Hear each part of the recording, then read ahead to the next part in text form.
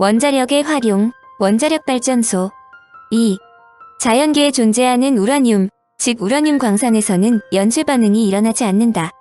그 이유는 자연적인 우라늄의 대부분이 U-238로 이루어져 있고 U-235는 0.7%밖에 되지 않기 때문이다. 따라서 우라늄을 이용하여 막대한 에너지를 뽑아내려면 우라늄의 농도를 증가시켜 연쇄 반응을 일으키기 쉽도록 해주는 작업이 필요하다. 이것을 우라늄 농축이라고 한다. 핵폭탄용 우라늄은 우라늄-235의 농도를 94% 정도로 충분히 높인 것이며 3에서 4%의 농축도에서 꺼내면 원자력 발전용 연료로 사용할 수 있다. 원자력의 가장 큰 특징 중에 하나는 사용한 핵연료를 다시 재활용할 수 있다는 점이다.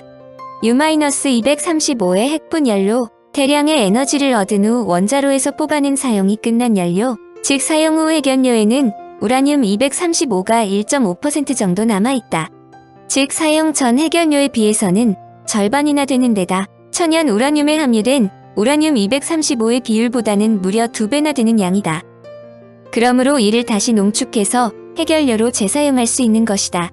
또한 사용 후 핵연료 1톤 중에는 U-238에서 만들어진 플루토늄-239를 약 10kg 정도 추출할 수 있다. 이것은 새로운 연료로 사용할 수 있을 뿐 아니라 핵폭탄의 재료가 될 수도 있다.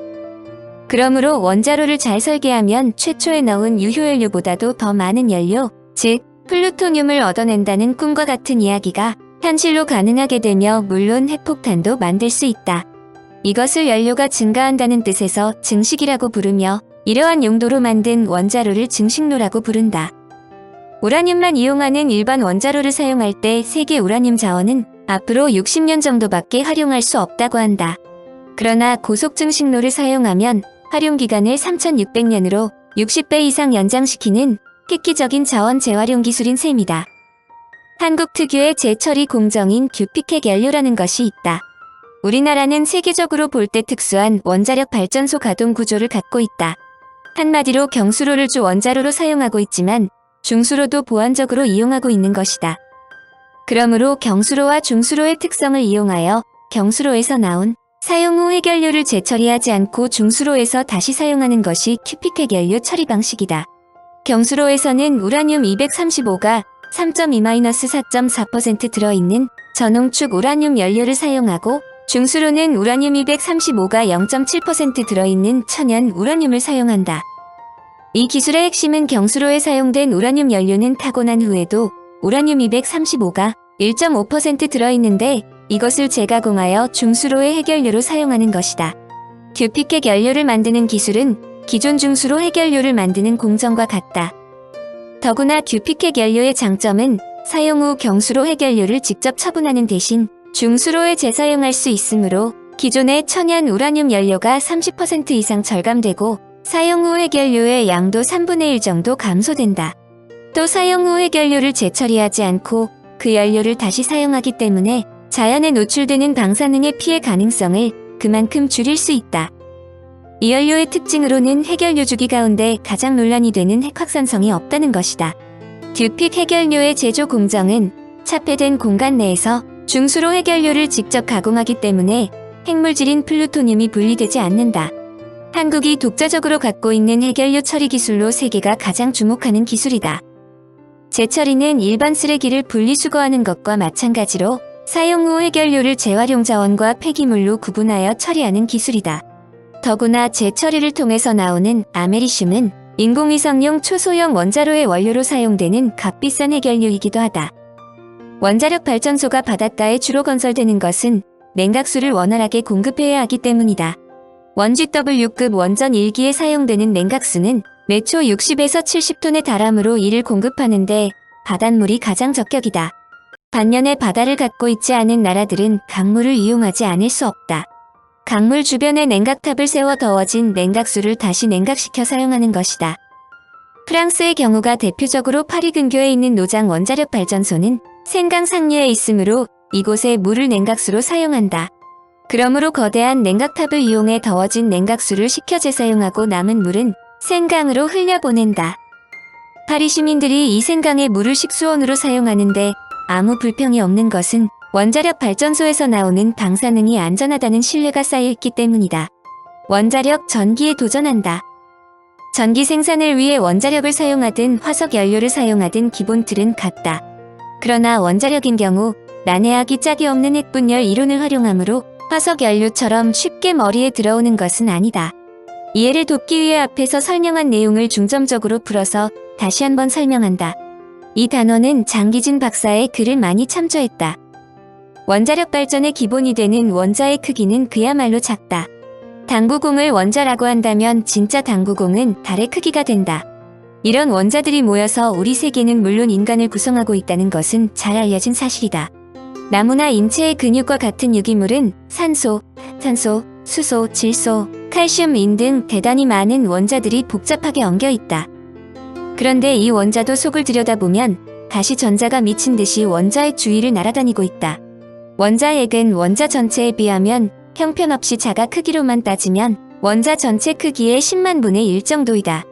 이는 마치 태양계에서 태양을 중심으로 행성들이 돌고 있는 정황과 유사하다. 태양을 원자핵이라면 행성들은 전자들로 볼 수 있다.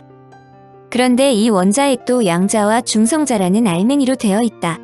이를 당구공으로 비교하여 양자를 붉은 공, 중성자를 하얀 공으로 간주하면 원자핵은 붉은 공과 하얀 공이 여러 개의 조합으로 이루어졌다고 볼 수 있다. 붉은 공, 즉 양자 한 개로 써된 것이 수소의 원자핵이다. 헬륨의 경우 붉은 공 2개, 흰 공 2개로 되어 있다. 산소는 붉은 공 8개, 하얀 공 8개로 되어 있으며 가장 무거운 우라늄은 붉은 공 92개, 흰 공 146개로 되어 있다. 이제 다소 감성적으로 설명한다. 붉은 공의 양자는 플러스 전기를 갖고 있으므로 항상 찌릿찌릿하다. 그러므로 자기들끼리 만나면 서로 밀치기에 바쁘다. 동종의 전기는 서로 반발한다라는 원리 때문이다. 반면에 하얀 공은 중성이다.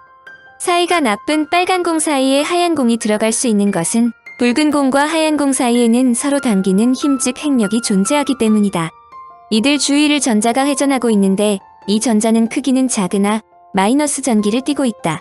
원자는 원자에게 플러스 전기를 갖는 빨간 공과 똑같은 수의 전자를 갖고 있으므로 원자는 전기적으로 중성이다.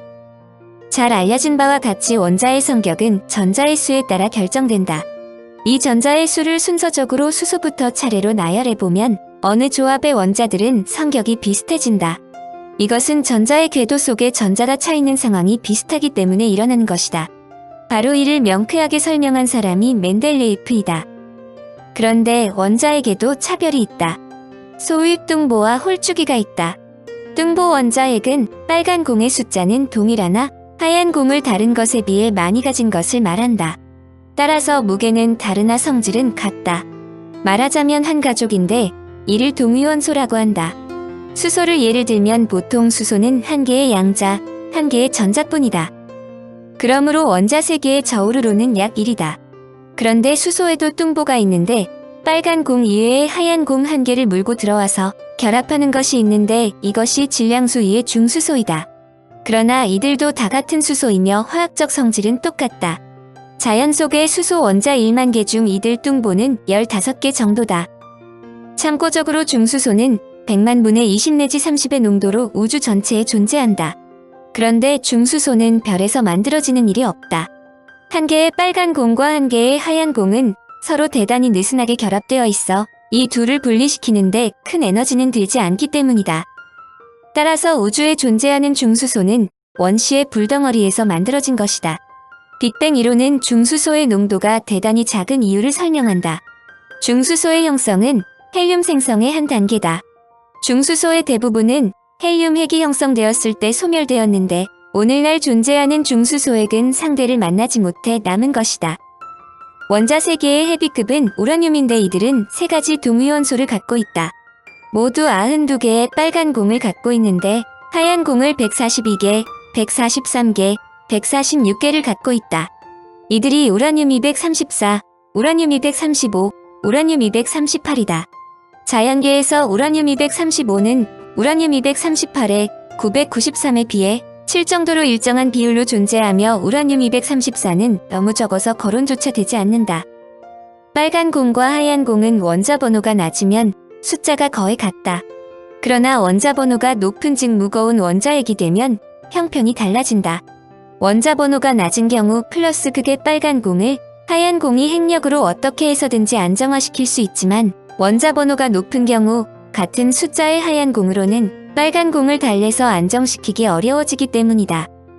철은 빨간 공 28개에 하얀 공 30개, 주석은 빨간 공 50개에 하얀 공 68인데 라듐인 경우 빨간 공 88개에 하얀 공 138개로 하얀 공이 급격히 늘어나며 우라늄의 경우 빨간 공 92개에 하얀 공 146개가 필요하다. 문제는 이들 하얀 공으로는 빨간 공의 반발력을 안정화시키기 어렵다는 점이다. 핵력이 가지는 특별한 성질이 있는데 빨간 공 2개와 하얀 공 2개가 합쳐져 4개가 되었을 때 죽이 잘 맞는다.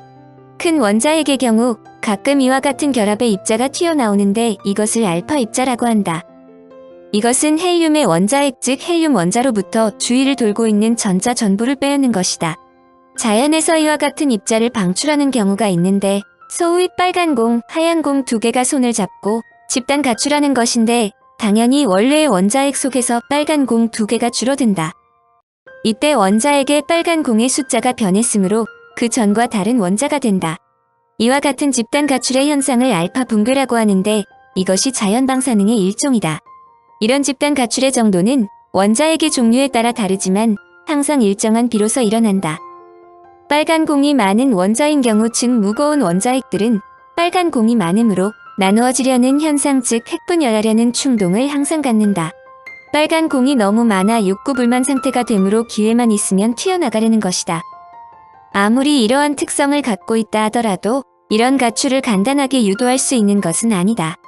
플러스 전기를 갖고 있는 양자나 알파 입자를 원자핵 속에 집어넣어 충격하여 핵을 분열시키려 해도 서로 부딪히게 하는 것은 물론 근처에 가도록 만드는 것도 간단하지 않다. 러더퍼드가 놀랐다는 실험이 이것이다. 즉 그는 질소의 알파 입자를 부딪혀서 빨간 공을 튀어나오게 하는데 성공했는데 간단하게 말하여 질소가 알파 입자로 두들겨 맞더니 산소로 변한 것이다. 이때 러더퍼드는 매우 높은 에너지를 주어 질소의 알파 입자가 부딪히도록 만들었다. 그런데 우라늄과 같은 큰 원자핵이 되면 플러스 전기를 갖는 빨간 공의 숫자가 매우 많으므로 반발력이 커서 알파 입자를 충격시키는 것이 간단한 것이 아니다. 반발력이 크기 때문이다. 이때 중성자가 등장하면 이야기가 완전히 달라진다. 하얀 공은 기본적으로 중성이므로 전기적인 반발력을 전혀 느끼지 않는다. 한마디로 불감증이므로 다소 느린 속도라 해도 손쉽게 관역인 원자핵을 맞춰 그 속으로 들어갈 수 있다. 철이나 금이나 우라늄이라 해도 중성자는 아무 상관없이 그 속을 자유롭게 통과할 수 있다.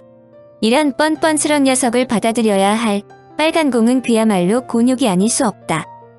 한마디로 하얀 공으로 두들겨 맞은 빨간 공은 발끈하면서 상황에 따라 빨간 공을 방출하거나 어떤 것은 알파 입자를 방출하는 것은 물론 하얀 공도 방출한다. 또 어떤 때는 감마선도 방출한다. 이를 우라늄의 경우로 생각한다. 우라늄은 원래 빨간 공이 많으므로 평소에도 잠잠하지 못한 성격인데 중성자가 부딪히면 그야말로 콩 튀듯 팥 튀듯 한다. 이들 중에서도 과민성 반응을 일으키는 것은 우라늄 235이다. 그 때문에 자연 상태에서도 하얀 공을 흡수하여 핵분열을 일으키는데 고의적으로 하얀 공으로 충격하면 곧바로 KO 상태가 되면서 스스로 두 개의 원자핵으로 나뉘어진다.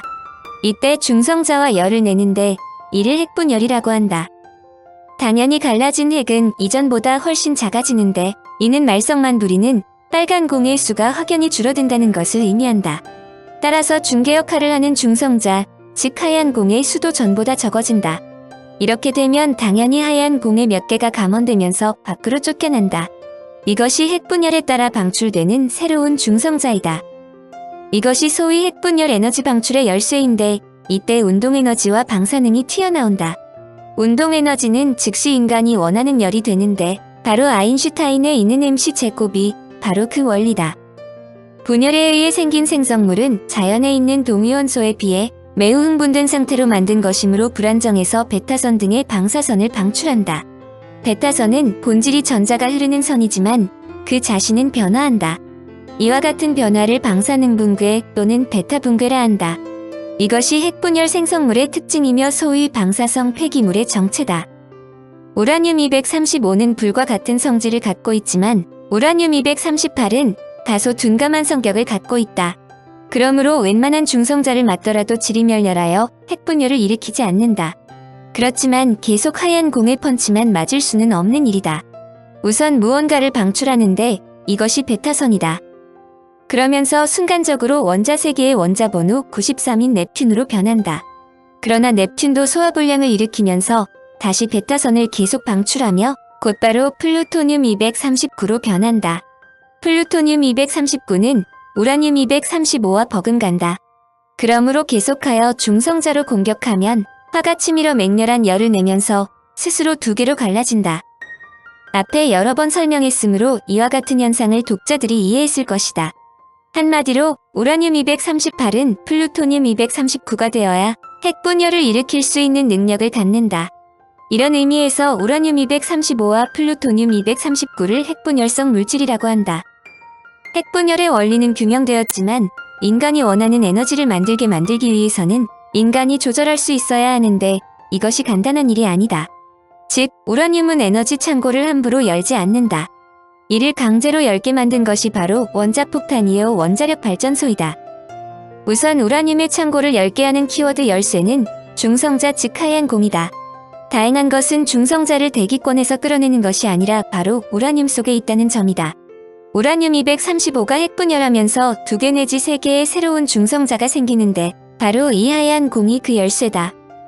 이제 실용적인 면을 설명한다. 어떤 방법으로든 우라늄 원자에게 중성자를 때려 주었을 때 핵분열이 일어난다고 하지만 실용적인 면에서 인간이 활용하기 위해서는 또 다른 문제점을 짚고 넘어가야 한다.